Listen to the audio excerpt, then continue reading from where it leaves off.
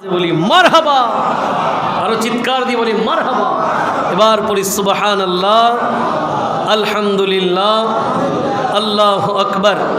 সুবহানাল্লাহ, আলহামদুলিল্লাহ, আল্লাহু আকবার। সুবহানাল্লাহ, আলহামদুলিল্লাহ, আল্লাহু আকবার।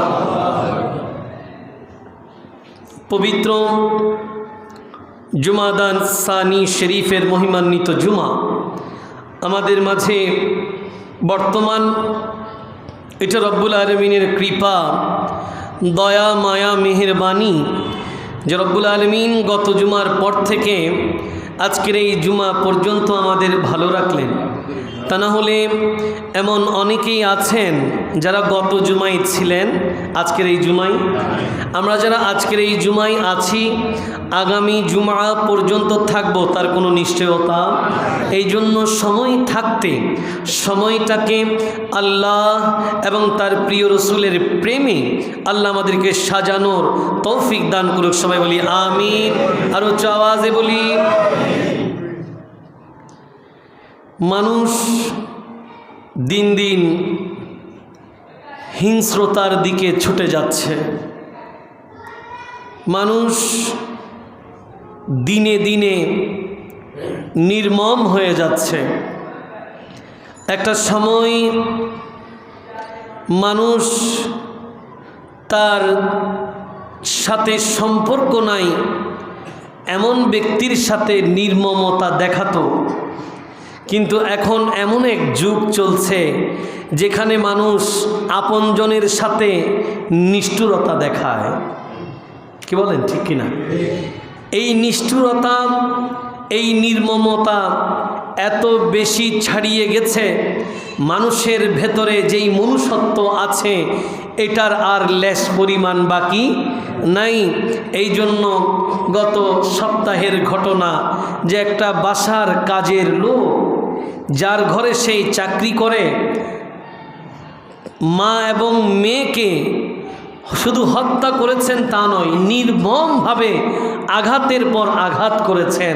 এটা যদি কোনো বাঘ মানুষকে আক্রমণ করত দুঃখ লাগতো না। কোনো সিংহ তার হিংস্রতার কারণে মানবের উপরে যদি ঝাঁপিয়ে পড়ে তাহলে দুঃখ লাগতো না।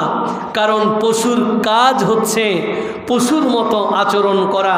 হিংস্রতা যার অস্তিত্ব, সে তো অবশ্যই আক্রমণ করবে।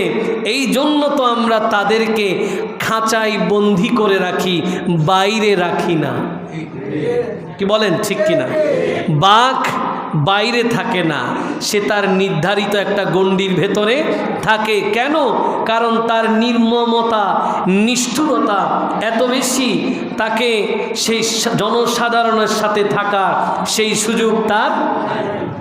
কিন্তু বাঘের চেয়েও হিংস্র, সিংহের চেয়েও হিংস্র, পশুদের যেই পশুত্ব, এগুলোকেও হার মানায় আজকের মানুষের মনুষ্যত্ব। কি বলেন, ঠিক কিনা? সে শুধুমাত্র 1, 2, 3টা আঘাত করলেই সচরাচর মানুষ ড্যাড বলে, সে 30টার উপরে ছুরিকাঘাত করেছে। আপনি বুঝতে পারেন যে একজন মানুষ কি পরিমাণ নির্মম হলে আরেকজন মানুষকে এভাবে আঘাত করতে পারে। তারা তো তাদের যাজাই চলে গেছেন,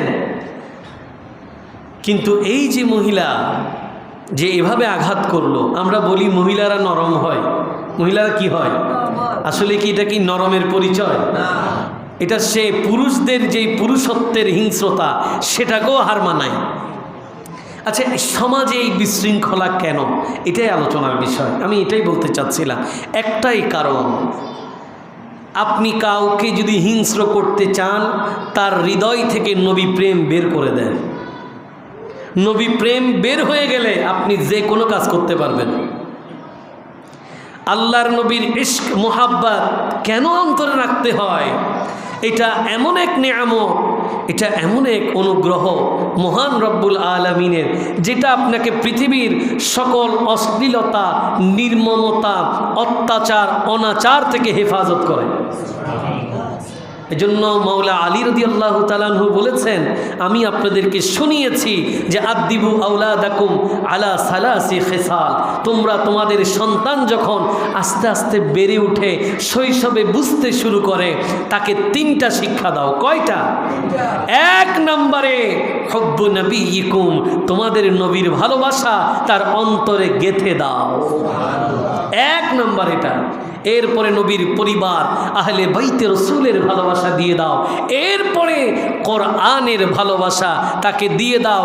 এই 3টা ভালোবাসা যখন তার অন্তরে জায়গা পায় তখনই সেই সন্তান তার মা বাবাকে হৃদয় উজাড় করে ভালোবাসবে। তখনই সেই মানুষ মানুষের প্রতি আন্তরিক হবে, তখনই সে মানুষের প্রতি চমৎকার হৃদয় দিয়ে তাদেরকে বরণ করে নেবে। আজকে আপনি দেখেন অনেক খালের পাশে, বড় বড় খাল আছে না, খালের পাশে আবর্জনার স্তূপে 3 মাসের ছোট্ট একটা হৃৎপিণ্ড নড়ছে, 6 মাসের ছোট্ট একটা বাচ্চা ফেলে দিয়ে চলে গেছে, 7 মাসের বাচ্চা ফেলে দিয়ে চলে গেছে, হয়েছে মাত্র আবর্জনার স্তূপে যাকে ফেলে চলে গেছে। অথচ রাসূল আকরাম সাল্লাল্লাহু আলাইহি ওয়াসাল্লাম বলছেন, মাদের হৃদয় এত কোমল হয় সন্তানের প্রতি, মায়েদের যেই পেটের চামড়া আছে, কি আছে? পেটের চামড়া আছে, রব্বুল আলামিন এদের চামড়ার মধ্যে এমন একটা পাতলা একটা লেয়ার দিয়েছেন, একটা আলাদা আবরণ আছে মায়েদের পেটের চামড়ায়, ওই চামড়ার নাম হচ্ছে রেহেম। কি নাম? রেহেম। ওই একটা আবরণের কারণে, ওই চামড়ার একটা পর্দার কারণে পৃথিবীর সবার কাছে সন্তান খারাপ হলেও মায়ের কাছে সন্তান ভালো। অথচ সেই মায়েরাই বাচ্চা হওয়ার পরে আবর্জনার স্তূপে ফেলে যাচ্ছেন। দায়ী কার? দায়ী মায়ের। কেন? কারণ উনার অন্তরে ইশকে মুস্তফা জায়গা নিতে পারে নাই, উনার অন্তরে রহমাতুল্লিল আলামিনের ভালোবাসা না থাকার কারণে এরা হিংস্র হয়ে গেছে, এরা নির্মম হয়ে গেছে। এই জন্য অনেককে দেখবেন ওয়াজ করার ক্ষেত্রে বলে জিহাদ করেন, হত্যা করবে না। ইসলাম আপনাকে সেটা বলে? ইসলাম আপনাকে কারো ধর্মে হস্তক্ষেপ করা কখনো শেখায় না। ইসলাম এ তো সাম্যের ধর্ম শেখায়, ইসলাম এ তো মানবতের বার্তা দেয়। ইসলাম এটা সেই ইসলাম, রহমতুল্লিল আলামিন বলছেন, একজন মুসলমানের পাশে আরেকজন মুসলমান যেভাবে নিরাপদ থাকে বরঞ্চ তার চেয়েও বেশি আন্তরিকতা দিয়ে অমুসলিম প্রতিবেশীকে নিরাপত্তা দেওয়া নবীর পক্ষ থেকে মুসলমানের অধিকার। এখন আমরা অমুসলিমকে কি নিরাপত্তা দেব? আমাদের কাছে মুসলমানরাই নিরাপদ না। অথচ রাসূল আকরাম সাল্লাল্লাহু আলাইহি ওয়াসাল্লাম বলছেন, আল মুসলিমু মা সালিমাল মুসলিমুনা মিন লিসানিহি ওয়া ইয়াদিহি। নবী বলেন, সেই তো প্রকৃত মুসলিম, সেই প্রকৃত মুসলিম যার জিহ্বা, লেসান থেকে, যার হাত থেকে অপর মুসলমান নিরাপদে থাকে, সেই প্রকৃত মুসলমান। কাজেই একটা কথাই বোঝাতে চাচ্ছিলাম, পৃথিবীতে এত নির্মমতা কেন? একটাই কারণ, অন্তরে নবীর ভালোবাসা নাই, অন্তরে নবীর মহাব্বত নাই, হৃদয়ে নবীকে ধারণ না করার কারণে সবার সাথে আপনার মনুষ্যত্ব বিলীন হয়ে সেটা হিংস্রতায় পশুত্বের রূপ নিয়েছে। আল্লাহ আমাদেরকে এই জাতীয় অপকর্ম থেকে হেফাজত করুক। সবাই বলি